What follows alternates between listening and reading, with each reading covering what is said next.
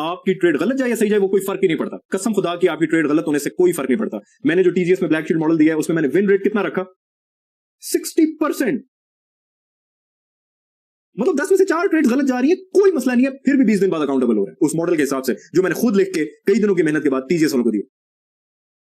10 में से 4 ट्रेड्स गलत हो रही हैं। आपकी एक ट्रेड गलत हो जाए, आपको लगता है अब तो कबर ही है, अब सिर्फ कबर है, अब मौत है, अब ये अकाउंट बच नहीं सका। होता है, यही होता है, यही होता है। माइकल साहब कहते हैं हर अकाउंट के वॉश होने की रीजन सिर्फ और सिर्फ एक लूजिंग ट्रेड होती है। उस लूजिंग ट्रेड पे अगर आप रुक गए, अगले दिन आओ। Every trade is a unique experience. इस बात को समझने की कोशिश करो। आप अगले दिन आओगे, मार्केट एक अलग तरीके की प्रेजेंटेशन देगी, उस दिन कुछ और सीन होगा।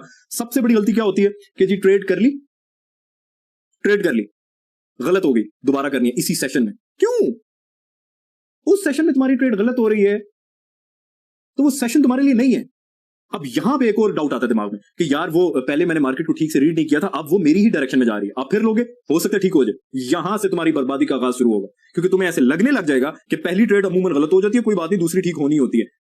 आप इसी साइकिल में फंस जाओगे, फिर ऐसा ऐसा आपकी दूसरी भी गलत होगी, तीसरी भी गलत होगी, आप इस चक्कर से कभी बाहर नहीं आ पाओगे। इसका सबसे आसान तरीन तरीका जिसमें अमल करना बहुत मुश्किल है, 1 डे 1 सेशन 1 ट्रेड।